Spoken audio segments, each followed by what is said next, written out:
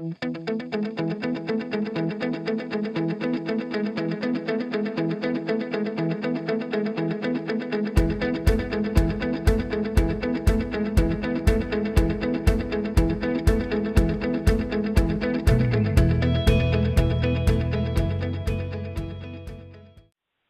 so welcome and thank you for joining us in our LGBTBE teleconference series, I'm Certified Now What? Using Social Media for Business Development. As a manager with the NGLCC Supplier Diversity Initiative, I am delighted to be on the call with you today as the moderator, and we do have quite a few other folks on the call today, so we will not be introducing each business owner. However, know that we do have a diverse group of LGBTBEs, as well as several NGLCC International Registered Suppliers on the call with wide-ranging capacities, capabilities, commodities, and services. I am joined on the call by Sonia Luna, founder and CEO of Aviva Spectrum, as well as Melanie Peters, owner of Melanie Peters Productions, and they'll both be introducing themselves momentarily. Both Aviva Spectrum and Melanie Peters Productions are proud certified LGBT business enterprises, or LGBTBEs. And a quick glance at the agenda, Melanie will be walking us through how social media works and looking at the different types of platforms. We will also be taking a look inside a complete marketing plan, and then Sonia will then show us how to determine a social media strategy, and then importantly, how to measure the results and the ROI. She will talk about LinkedIn specifically and how to stay relevant. And then at the conclusion, we will have time for questions and answers. In the meantime, lecture mode is on, so only the moderators will be able to be heard on the call, and that eliminates any background noise. But once we get to the question and answer section, we will turn that off and open it up for discussion. And without further ado, Melanie, would you like to take us through? Absolutely. Good afternoon, everyone. Hope everyone's doing well. I'm here in sunny San Diego, just to rub it all in. We run a PR marketing firm here in San Diego, and often when we're asked about social media, I bring up this slide. It's called the Lead Generation Wheel. It's from one of my affiliate companies called Agent AKA, which is a marketing for real estate professionals diversion of what I do.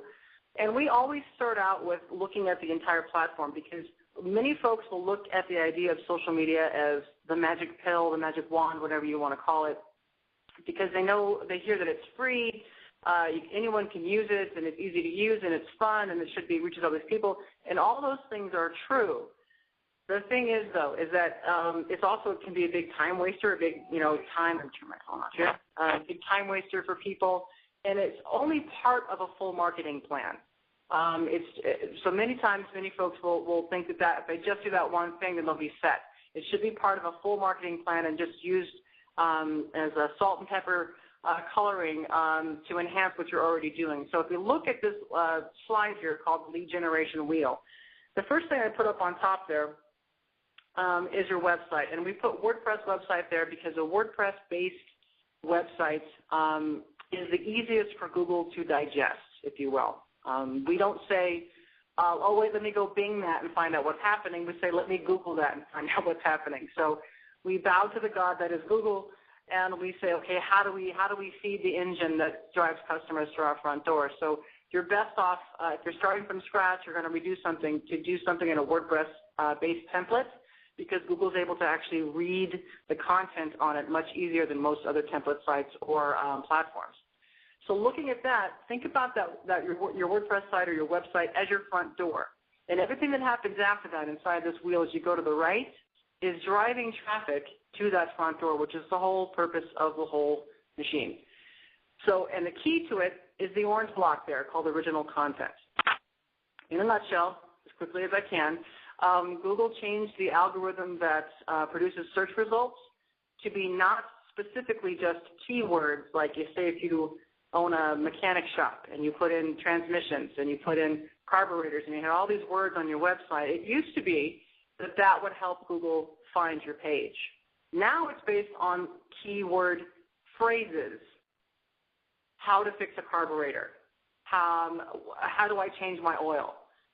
So, and then those results are more populated on the Google front page than just a single individual keyword. So, again, to bow down to the machine that is Google, we produce original content that resides on your website in the form of blogs, video blogs, how-to blogs for most industries are fabulous because the number one search engine in the world, Google. The number two search engine in the entire world, YouTube. Who owns YouTube? Google does. Once again, we bow to the machine and say, yes, if we put content on YouTube and it's there in a way that people are searching for answers for questions, your site will start to populate more. It's called indexing and be more front page worthy than other sites that have perhaps even been around longer. So taking that original content now that we have on your website, we start to broadcast it, and that's where our friend social media comes in. We always talk about social media in the form of it being a PR mechanism. It is each party is different. So you have your little name tag on. You're walking into a business networking event, like Sonia will talk about LinkedIn in specific. That's a specific type of professional network. You talk differently when you walk in there than if you walk into a Facebook event. Facebook is a much different language that you use. So is Twitter. And you'll also see in my little green block there under social media where it says Google+. Once again, feeding into the machine that is Google. We joke in our industry that the people that are actually on Google+ are all Google employees, which is fairly true.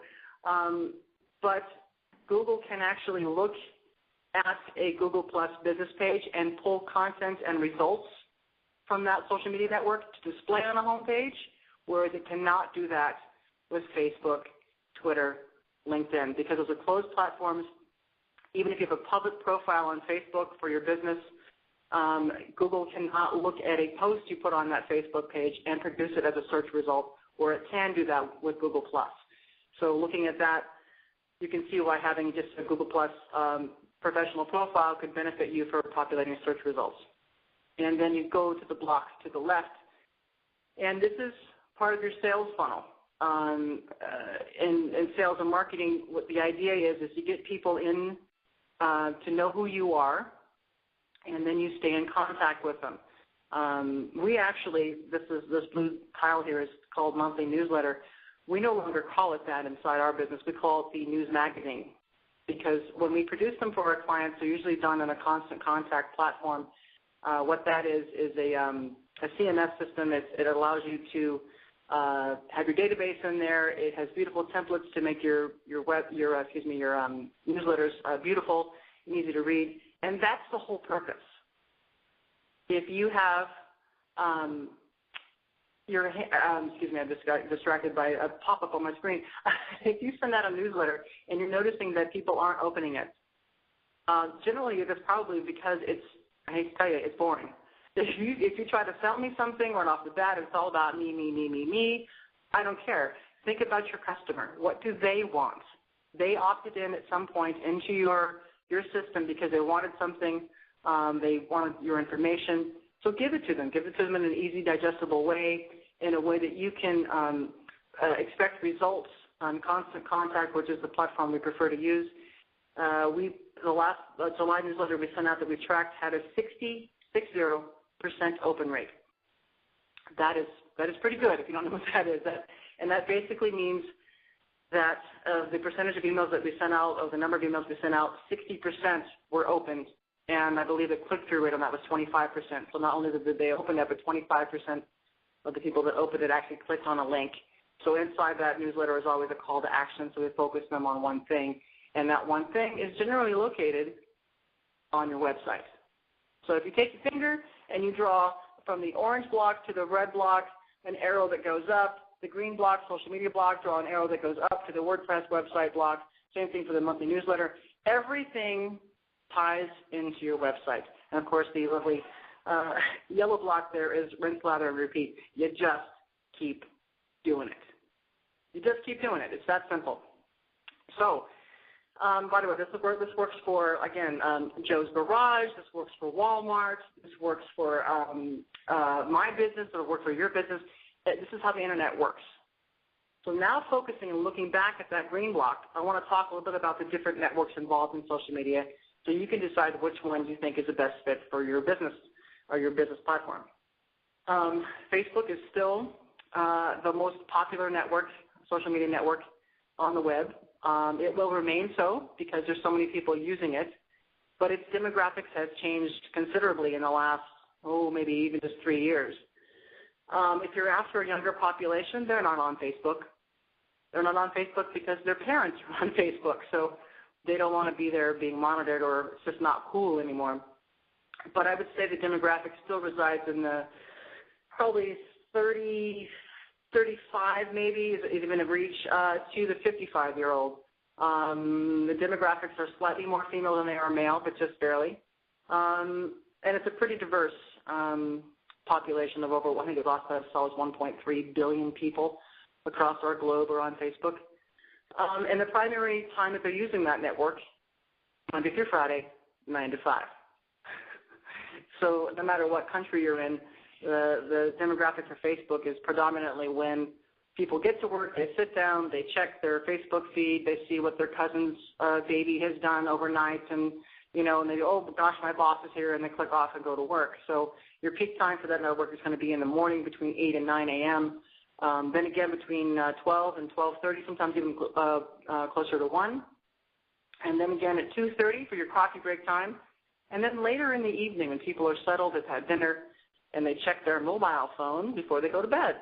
So we always plan ahead for the type of content that we post at those times so that it's easy to digest. When you get up in the morning, your brain's awake once you've had your coffee, and you're more apt to hear some heavy industry news, say something that's based on the new interest rates in your field or a new tech product coming out. But when noon comes around, they want a baby or a kitten. They want something fluffy and cute. They want something easy to digest, and they're likely to be on their mobile phone, not on their desktop. So, and then you'll see in the social media block, the green one there, it says below that Google Plus again. It's very similar to Facebook in the way that you post and your photographs and so forth. But the main thing for it, like I said, is that Google can look at search results. They can look at posts inside of a Google Plus business page and use those posts as search results on Google search inquiry. So if you're posting something on Facebook, your business page, slap it on G Plus also because it doesn't take any extra time. And do yourself a favor by getting your reach out there using the search engine for Google. Twitter, which is not in that because this is a short class, but Twitter does have a younger demographic. It kind of splits off. Younger people are using it internationally. It is more used for business than it is directly for small business, at least here in California. But it's also got a huge following in the corporate world, and we use it a lot specifically for PR. What do I mean? What I mean by that is if I have a client that's launching a new product or a book, we have some author clients, what I will do is I will find out which publications we want reviews from, and as opposed to just sending a blanket press release, which if you're still doing that, you might as well just go ahead and throw them in your own trash can, save yourself the trouble of the stamp, because that's not how PR is done these days.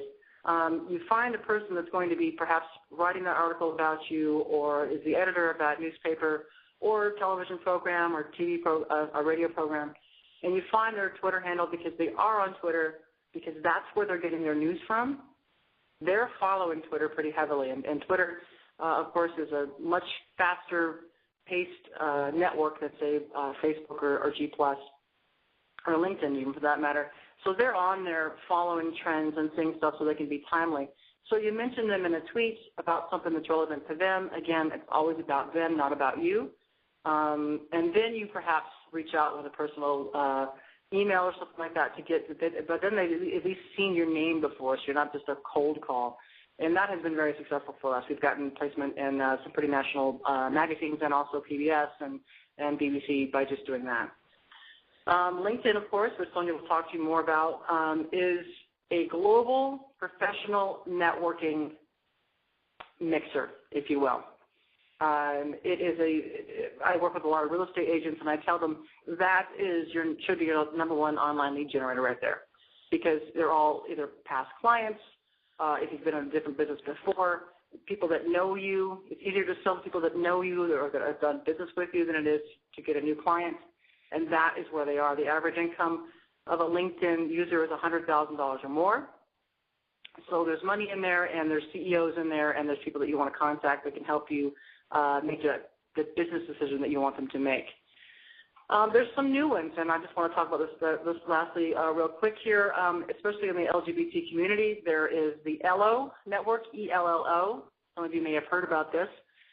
It is emerging. CNN did a story on them, I believe it was last Thursday or Wednesday, I forget. They're still in beta stage, but their platform is set up so it's not so much about likes. It is set up as a social network, not as a business network like LinkedIn. But keep an eye on it. Again, it's ELLO. Lots of LGBT folks are going to that. It's growing really quickly, and I can talk to you more about that in a direct question if you have questions about that. But so, in a nutshell, if you look at that graph, you can see that social media displays one part of it, and I would leave you with this one piece of advice. If you're going to, don't be on all of them unless you plan on staying on all of them, because the worst thing you can do is start a campaign on any of these networks and then stop, because you will be searchable, you will be findable, and they'll say, oh, Melanie Peters Productions on Facebook. Click, that'll show up in a Google search query. But if you click on my page and I haven't posted on it in 6 months, I either look closed or at least irrelevant. So if you start something, keep it up. Focus on the networks that mostly will benefit you as far as a broadcast tool from your original content. If you're not doing original content, focus on that first and start there. Mm-hmm. And I think that's it, Brent. Hopefully I captured everything. I think so, absolutely. Thank you, Melanie. That was fantastic. So staying relevant is key in all of this. Yes. All right, fantastic. Sonia is now going to present, so we're switching gears a little bit, and she will be sharing her slides as well. Great. All right, so now you guys, can you see my screen now? Yes. Yes. Yay! All right. So, Melanie, thanks for giving that overview. I really appreciate kind of that whole, the circle of social media life. That's how I take it. We at Aviva Spectrum, just to give you a quick background, our buyer is a 40-ish type person, meaning age, and all the way up to 65. Typically male, typically in the position of a chief financial officer, CFO of a publicly traded company. And the ticket price for our service is very, very high. We're talking well over $30,000, and our sales cycle is really long. Okay, so it's typically 3 to 6 months to open and close a contract with a buyer. And so, A, I know who my buyer is. B, I'm very specific in our strategy. We've gone through a whole different series of, okay, where does our buyer typically spend their day, most of their day? If they were going to search for a person, because it's a service business, if they're looking for a person to deliver this service that we have, which is a compliance, what we do is compliance consulting services for them, where would they find us above and beyond our website? So we tried Facebook. We tried a couple of things on other platforms. Like I think we had a Plaxo account at one point, and we really didn't do much in YouTube. But in the last year and a half, we've done a bunch of stuff in YouTube, and we decided we were going to stick to LinkedIn. Our buyer is typically told about us by other vendors, believe it or not. So there's other referral sources that we have that influence our buyer, our CFO, and those people are on LinkedIn like crazy.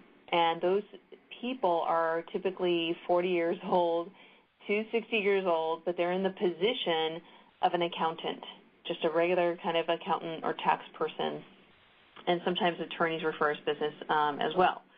So my agenda was to talk about linking our strategy to our own actionable social media efforts. So we have policies and procedures in our office. We have video training that we've created for anybody who wants to step in the role of marketing admin, et cetera.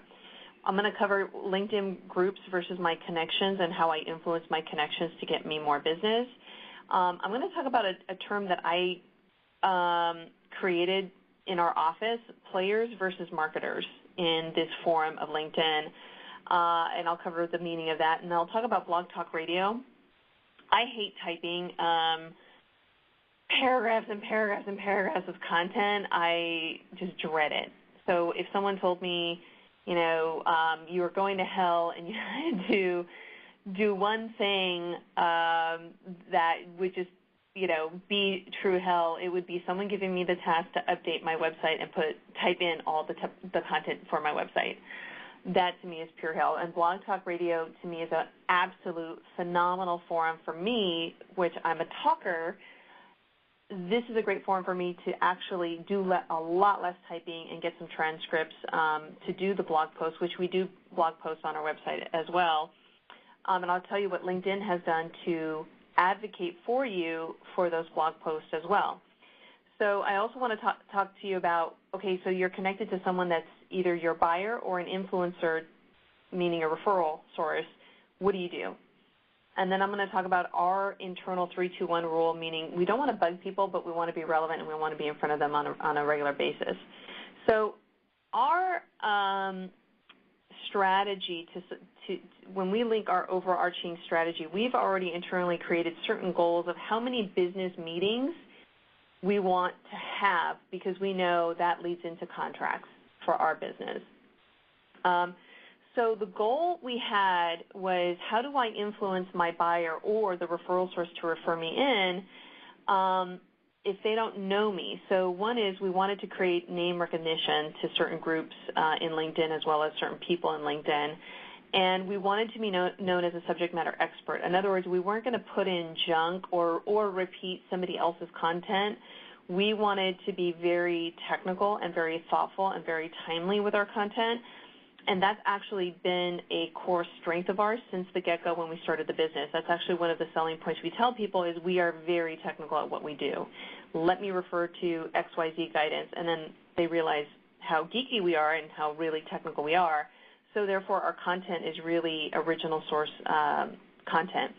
And at the end of the day, I need to get that face-to-face meeting with my buyer because inevitably I've got a greater than 50% chance of them being a client.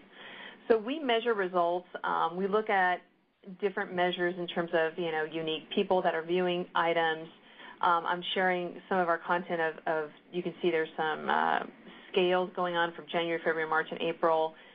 People getting stuff from our YouTube, SlideShare, and Blog Talk Radio that are hitting our site. So if you're going to set a goal for me, it's the number of meetings, and I back into that. Well, how many contacts or phone calls do I need to make to book a meeting? Okay, so I've done the analysis. How did I do the analysis? I went back to the wins, the contracts that I won, and we use Salesforce, and we log the activities. I'd say we're a good 90% accurate with those loggings of those activities, and we just backed in. Well, how many times did I have to email them, or how many webinars did we actually promote to them for them to register to actually influence them to therefore after the webinar we actually got the meeting?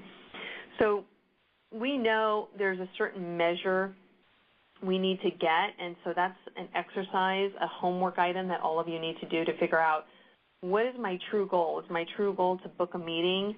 Great. Go and re-engineer your past meetings and figure out how did you get that meeting, how many activities it took you, and that's actually a strategic goal for you to link.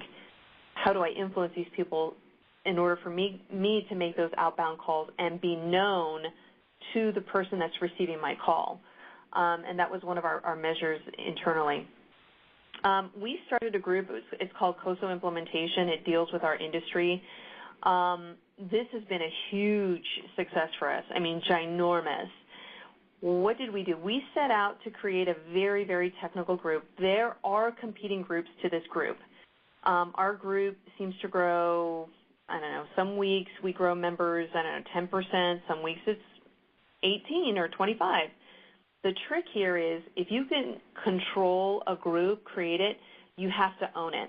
So the way we own it and add value to the members is we create free continuing professional education to our number one referral source and our buyer, which typically has a certification. We give them free webinars, and the webinars are extremely technical, so they like not only the fact that they're getting free professional education that they don't have to buy, but we have gotten written reviews. That's another little secret we have is after the webinar is completed, the people that actually write a comment like, thanks, that was helpful, blah, blah, blah, we go back to them literally within 1 or 2 days and we say, can you write 2 sentences of what you found most valuable on that webinar? If you go to my profile today on LinkedIn, you'll see people writing a recommendation for my webinar that I held on this platform, which is a group. So what does that do? It increases my circle of influence because now I've gotten a written recommendation from somebody who I really didn't do business with. There's been no dollars exchanged. It's I've provided free value to you. You have provided free value to me by, let's face it, stick their neck out a little bit to say, did they really like the webinar? And I have a whole script on how to do that. But we own a group. I would strongly suggest people who are best of breed, they consider owning a group and then figure out who your target members are, which goes into my players versus marketers. Players to us are people that have a profile picture that looks like a good profile picture. I'm not talking about the ones where it's a wedding shot or it's like, please date me, I'm single shot. I'm talking about professional, looks like business. They're here to do business. They know how to market themselves. Second, they have over 500-plus connections. You'll see a little logo on people's next to their profile. They post in LinkedIn. In other words, they like using that platform, and they constantly, I'm using the word minimum at least once a month, okay? Maybe not weekly or daily, but at least once a month post. They put good content and not, I'm looking for a staff auditor. I'm looking for those people bug the hell out of all the other members out there in LinkedIn, by the way, because they're recruiters and a lot of people get annoyed by the constant job postings. But that's how we define players, and those people we use LinkedIn's email system to invite them to join the group. So we came up with our own definition. My advice to you is figure out who's a good influencer to recommend your services and define your player and where are they sitting in other groups. So you can do a search in LinkedIn to find a CFO. You can almost search by age now and gender, et cetera, if you have a premium package. And my point in this is their profile will share with you what groups that they like or what companies they follow. Therefore, I'm not reinventing the wheel. They've already volunteered on their profile a logo of the group that they're interested in. I look at the players in that group, and I invite them to join my group. And how do I do it? I never exchange money for this. I give them a compliment on their posts. I tell them that they can advertise their posts, that it's a value to my membership, it's a great marketing for them, et cetera, et cetera, et cetera, and I just kind of schmooze them, if you will. And inevitably, we have a conversion ratio of over 80% of the players that we do invite end up coming over to our group because we're very strategic in that regard. So another person is a leader in my space, and that's Norman Marks. He is the number 1 or number 2 guy, depending on the month, in my industry. He's a player in our group, and he posts great, valuable content. In Blog Talk Radio, which I'll talk a little bit later, I interviewed Norman. He and I actually have a great working relationship. And I know my members genuinely like his posts. It takes him a lot of time to create blogs because he's very thoughtful. He's a well-known industry leader. He's a very good paid speaker at a lot of technical events. And I have him in my group, and he posts a lot. So there is a way to invite really world-class people into your groups. It's just trying to build that relationship first. And in the case with Norman, I interviewed him, and he was coming out with a book. I was able to promote his book that was coming out on Amazon, et cetera, and you kind of get the gist from there. So Blog Talk Radio, for those of you who have not heard of this platform, imagine having your own radio show. And when it was introduced to me, I was like, what? Radio show? So how it works is it's actually extremely simple to use, to create an episode, etc. We are the only ones that have a radio show talking about compliance and internal auditing, and all that good stuff. Therefore, we are already seen as a market leader. I would call Blog Talk Radio at its infancy stage in terms of certain platforms. That's just my humble opinion as a non-social media person. And we have noticed that we've gotten over 22,000 archive listens of our shows, and we have different episodes talking about different things, and it's a relationship builder. So earlier I showed a picture of Norman Marks, and that was actually a speaking engagement he was at. I interviewed him about his book. I interviewed another gentleman who's a chief audit executive, which is also, by the way, my buyer, but he's coming out with a book, hint, hint. So it makes me look like I know all the bigwigs, and they love their egos to be stroked, okay? So that's the other big aha moment for me is when I picked up the phone and I told certain people who I didn't know anything about other than the fact that maybe they wrote an article, they had a book coming out, and I said, wow, you know what, this is awesome, this is perfect for my listeners, we should do a radio interview. Let's have a dialogue. And it's literally a chat, and it's 5 questions. They get the script in advance, probably a week or two. It's their headshot, it's some other pictures, and then we create a 5-minute video out of that interview, and it lives on Blog Talk Radio. Now, it does have some hiccups here and there, but overall, it's great. You can order a transcript. It's a little extra money, but going back to my hell scenario, ordering the transcript, I've already got the meat of my blog post right there from that transcript, that radio interview. So I'm just taking key items from that interview from the first 2 questions, and let's assume there's 5 questions that I ask. But we typically stick to the first 2 questions. Why? It's simple, it's repeatable, it's a system. My marketing admin gets it, I get it, the guest gets it, etc. And my blog posts are short, sweet, and to the point, and it gets to the heat of the issue that we wanted to get. We always make sure those are the first 2 questions. So our recruitment to get guests is we don't give up that easily. So we have a script. We have an email script. We have a phone script. We send in-mail to get them to notice us. We follow up. At a minimum, we will ask 3 times to get them to be on our show. Sometimes we'll go down maybe 6 or 7 times because people are super busy. They're like, I'm interested. I think I might want that. I don't know. And they're going on with their day. A week goes by. You leave another message or email. They're like, yeah, I really want to do that. So don't give up. You can get guests that you probably thought you would never get. That was my big surprise. In terms of our connection, we have a philosophy that we use tagging, and you'll see the tag here, Prospect 5, Friends and Family. So my suggestion is you want to keep your tags. Tags is just a name LinkedIn gives it to how do you categorize your first level connections or your connections, okay? So we have a level of different prospects. So prospect 1 is super uber great. 5 is like, okay, not a big deal. So we've defined 1 through 5, okay? So that's something each business will need to do, who's really their ideal prospect and who's not so much. And then you look at your referrals, who's like, wow, this is my great referral source. They're in this bucket or this tag. These, not so much. And you have to create a routine of trying to book that meeting or trying to advertise your webinar or trying to get them to open up an email, let's say a video content that you've created, et cetera, to stay in front of them.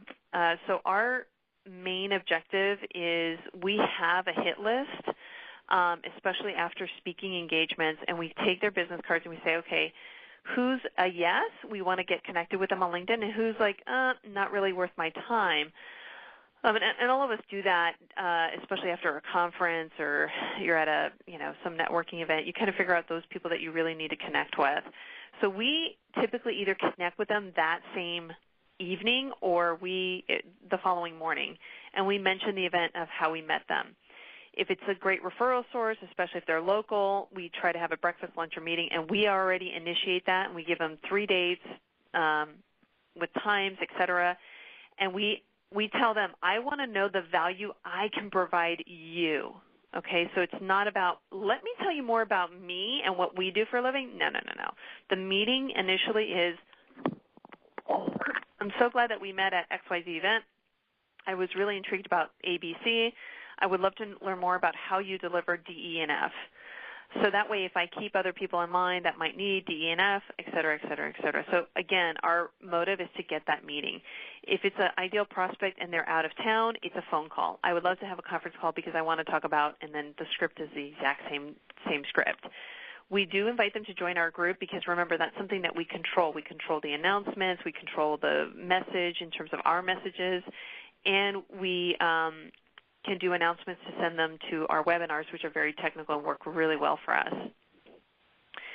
So tagging, here's the mistake we did. We had over 25 tags, and I could have just shot myself for doing something that stupid because LinkedIn does not do such a great job once you want to remove a tag. Okay, so I would keep it less than 10 tags. So some businesses don't have this ranking, 1 through 5 for prospects. Okay, great. Don't do that. But at a minimum, I would think that you would need prospects, referral sources, vendors, influencers, competitors, colleagues, something that's less than 10, and then come up with a definition of that. And that's something that was very key that we did in a meeting. We said, no. Let's really understand prospects. Okay, it's this type of person. It's really this type of company. It's really this type of location, et cetera, et cetera, et cetera. And then once everybody was in a room and we wrote down a policy, okay, of how we were going to tag, and we stuck to it, I'm telling you, our lives are night and day difference when we want to send a message in LinkedIn. We created a business plan of how we're going to outreach to people, and then also the specific tags of what we're going to send to people. So you can reach people by a certain tag. So my competitors, I don't want them to take my webinar and get free continuing education. But my prospects, thumbs up. Yeah, I do. Or my referral sources. So you can send a message that way that's very strategic and planned out. Here's an example of a LinkedIn script that we have used. It's worked well for us. But one little note is we actually try to look at our scripts once a year to make sure that they're relevant.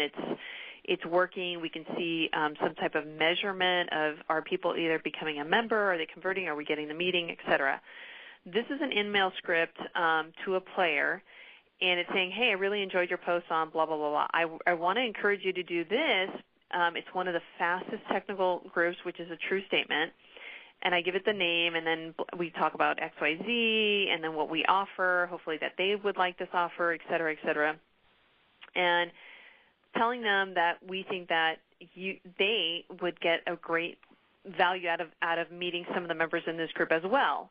So you would have to kind of cater this to your business, and we always have a link for ease of access for them. You never want them to try to do the search in LinkedIn. You just want to give them the hyperlink so that they can join that second. So that's another thing that we've learned is don't make them search for anything. Give it to them if you can in the hyperlink so they just click on it and then they go to the section that they need to get to. We have a 3-2-1 rule, which is you don't want to bug people daily on certain things. When it's a webinar and the fact that we are giving free continuing professional education, people do block their calendars 3 weeks in advance, or at least our buyer and our key referral sources do. So we do 3 weeks, 2 weeks, and 1 week. We do announcements. What we found is if we do an announcement 3 weeks in advance, it's way too far out for whatever reason. It's better to do, from our group anyways, 2 weeks, 1 week, and a day before. Why? Other people in the group are trying to promote their own webinars, so we're happy that they're doing that because, again, they're providing value to your overall, most of your members, and you cannot be everything to everyone, right? So that's why we've cut it down. Instead of 3-2-1, we're actually 2 weeks, 1 week, and a day before. And then we post it on my profile on Twitter 2 weeks and 1 week and a day before. And we're at the question section, but here's my LinkedIn profile. You can see the written recommendations. There's 33. Again, there's a whole strategy behind how we got that many, and that webinar and that group that I showed you earlier is actually a key to how we were able to create such a high number of written recommendations. And one of my selling points in a face-to-face meeting is you're going to be looking and researching a bunch of people to deliver this service. It's a high-ticket, high valuable service. All I want you to do is I want you to check my resume and my competitor's resume, and I want you to really do some homework. One way you can do homework on me is on LinkedIn. Okay, people have written things, and these are their titles, blah, blah, blah, blah, blah, blah, blah, blah, blah. And I don't give out names. They can do their own homework, and they do. And that's the little dirty little secret that CFOs have told me after we win the engagement.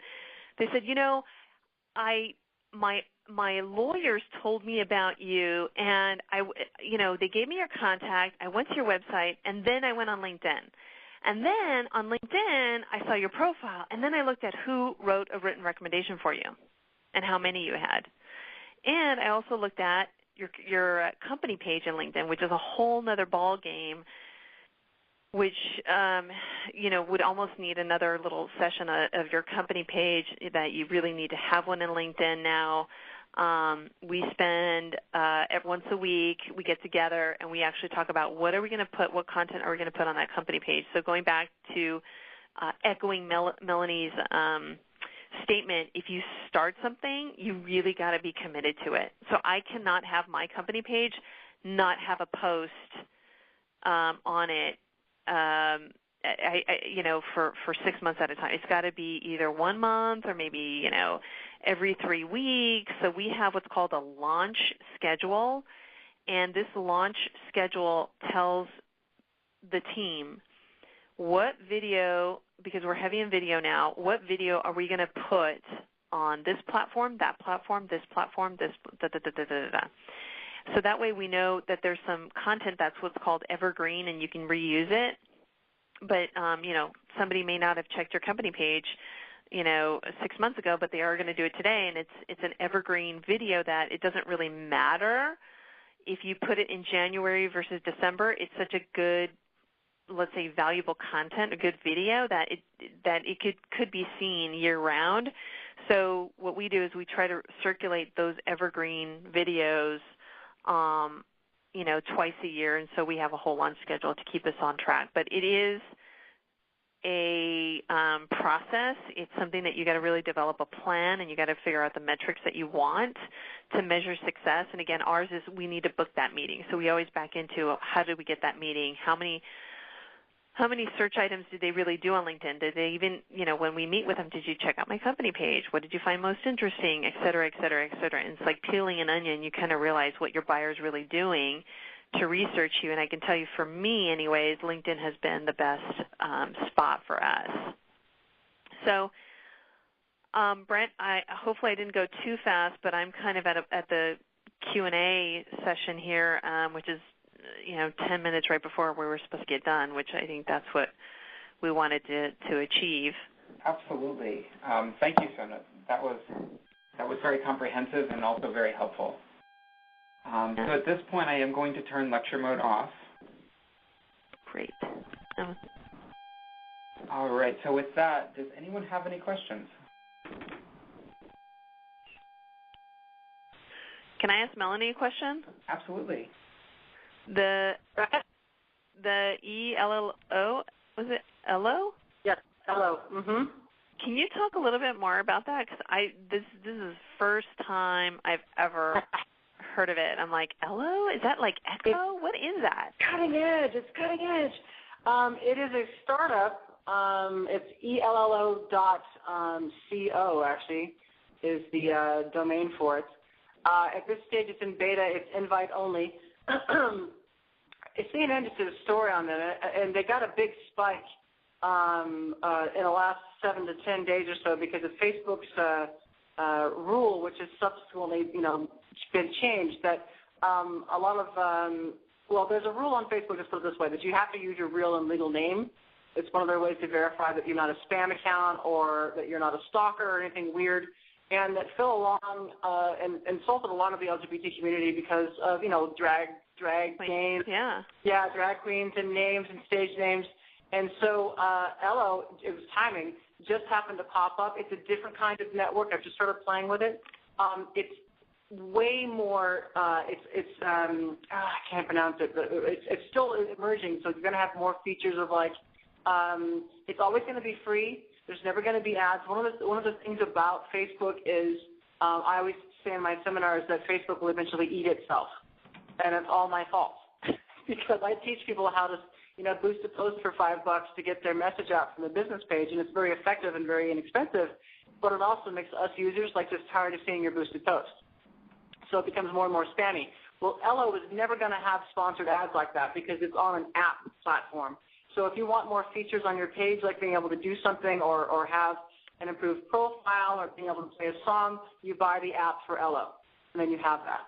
So that's how they're going to make their money. So the platform is going to stay more user-friendly than Facebook, and thusly there has been a huge rush of LGBT users that have really pushed it. I think they had 10,000 beta testers, and after that CNN article came out, they had over 200,000, more than they can add at a time. So right now it's still in beta, but check it out. Keep an eye on it. It'll be the new platform, I think, that will start to eat away at Facebook. Wow. Mm-hmm. You heard it here. Yeah, I know. For a while, I've been preaching there's going to be Google+, but they just don't have the traffic and the following, the people are actually using it. I know people that use it, but, it's just, right now for me, it's just a vehicle for broadcasting your original content. But Ello is something people are actually actively using, much like they started using Twitter and Facebook when they first came out. It has that kind of activity around it right now. Yeah, we've, as a firm, we looked at Google+, and then we realized the amount of effort to kind of maintain that, and then we backed off. Do you use a social media dashboard like Hootsuite to do your scheduling for you? No, but we should, right? I've heard of it, and there was some other product, which is I'm very timely that you bring that up. There are applications that you can tell something like, I want this and this and this to be sent out on this and this and this date, and that's what we got to get done. It's just we have weekly meetings in our firm, and I want to be very strategic, like what's going on or what are people saying, et cetera, or what have I seen other people posting. And therefore, I could have scheduled something in advance, and then I realized, no, I really wanted this to be bumped up or this one to be bumped down later, which I'm sure Hootsuite you could adjust it. It's having that dialogue with our marketing admin folks. Right. Well, your marketing admin could easily set up a Hootsuite account, and this is relevant to everybody. Hootsuite, HOOTSUITE.com, is a free application up to 3. I think your free account has a limitation of 3 different networks you can use. But it allows you to schedule your posting on Google+, Facebook, Twitter, LinkedIn even, ahead of time. So it basically frees you up. You can know what kind of content, what scheduling you want to be putting it out there, which is, again, another class I teach, but when and why and how. It allows you, frees you up, having to sit there and go, I'm going to post this at 10 o'clock on Friday because people blah, blah, blah. You do it in advance, and then you don't think about it. Then you're just tracking results as opposed to thinking about, I got to get this done. So it can be a very effective thing. And for you, Sonia, just posting the same kind of things you're posting on LinkedIn, on G+, on your Google+ business page would be easy to do with that platform. Wouldn't take any extra time at all. Ah, see? Good to know. I'll be everywhere, Melanie. I'm like, God, there's Sonia again. Oh, my God. I have a question. Oh, go ahead. Hi, my name's Aurelio de Mendoza. I'm in Fort Lauderdale with American Meetings. How are you? I wanted to thank you all for the great presentation. And I wanted to see, Sonia, would it be possible to get the presentation that you just did by email, maybe through Brent? Sure. Yeah. I've got a team of people that I want to share, this with, and so we can generate our strategy, and it would be very, very helpful if I could share that with them. Yeah. Sure, and just so you know, and for everyone on the call, we are working on archiving those. I'm probably going to start on that early next week, so definitely by mid-next week, this will be on our nglcc.org, our main website page. Perfect. Yeah, because I think it is absolutely very, very helpful and very relevant for not only for the listeners now, but for all certified LGBTBEs. Thank you. Does anyone else have any questions?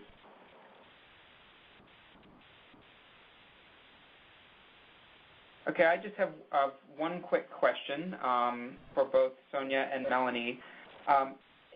Both of you talked about relationship building, and that occurs through different platforms, and that can also occur through marketing. But that's one thing that we really are proud of here at the NGLCC is the relationships that we encourage our certified LGBTBEs to have both with each other as well as with corporate partners. And given that, and given that you're both certified, how much focus do you put on certification in that relationship building, and then how much is actually on the business, and how do you really balance those two elements when using social media and marketing? Well, I just got certified this year, so I'm still catching up with my own self, but I could see that Sonia's method there of using LinkedIn and specific, of reaching out to other certified businesses would be a no-brainer, really, just so you can start building that relationship. And LinkedIn, as I said before, is very much like a global networking mixer, if you will. You talk differently, you talk professionally, and you can still reach out and be friendly with people. And also, as again, Sonia said, following up after conferences, I really liked your idea about the tagging of people and categorizing them. Keeping in contact, one of the things I must say is that do not spam me on LinkedIn. When I'm not saying that Sonia does, but that is my pet peeve. That's not what Sonia's doing, but I hate it when you say yes to somebody and you become their friend on LinkedIn, and the first thing they do is invite you to, like, they're unrelated to your business, or it's all about them, event, or sign up for whatever it is. I immediately go in and unfriend them. So just as Sonia and I have said to everyone, make sure that no matter who you're connecting with, that you're doing it in a way that you're actually making a real connection, and don't try to sell me something. Yeah, exactly. So to echo Melanie's point on that,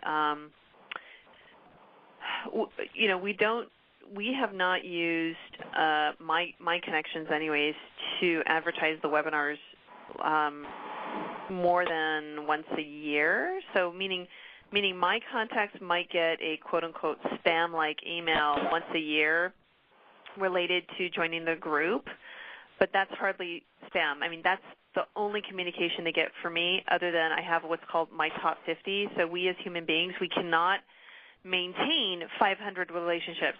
My connections are well over 2,500, okay?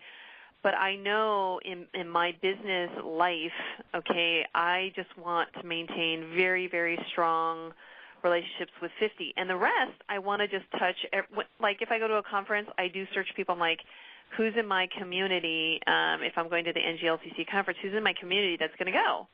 And sometimes I'll ping them, and I'm a first-level connection, and my message to them is not spam. It's, I am going to go to this conference. Are you going to go? I noticed that you're certified, or I noticed that you have you're part of the NGLCC group. You follow? And I've actually met up with some people from LA that I had never met before that actually went to the conference recently. And my point in this is that you're right. I mean, you don't want to connect, and then you need to manage your time effectively. And what I have noticed is we as a firm, we're raising the bar higher. We want to get those ideal clients higher and higher, which means the same effort I would put on a prospect level 1 versus a 5, the level of effort, it's actually the same. That's what I have found out. And therefore, why am I targeting this dollar value, low dollar value every single time when it takes me the same amount of activity? So I'm really careful as to what I'm doing on LinkedIn. I don't need to be doing spamming stuff to get referred in, and that's my whole point, is you want to keep a very small but very predefined set of people that you want to do soft touches that are relevant, like a phone call or comment on something that they've posted, and that's how you do it without being a bug to that other person. And for me, Blog Talk Radio adds an additional layer to the relationship. But NGLCC pushing that certification the way I've pushed it is I promote the conference and the dinner. So it's not you'll find that I'll put pictures up, I'll talk about it, I'll make a comment about the speeches, I'll promote it. So that's kind of my way of, I guess, in the social media aspect, giving back to the community. Fantastic. Well, thank you both so much for joining us for this and presenting. We really appreciate it. And thanks everyone else for dialing in and for listening.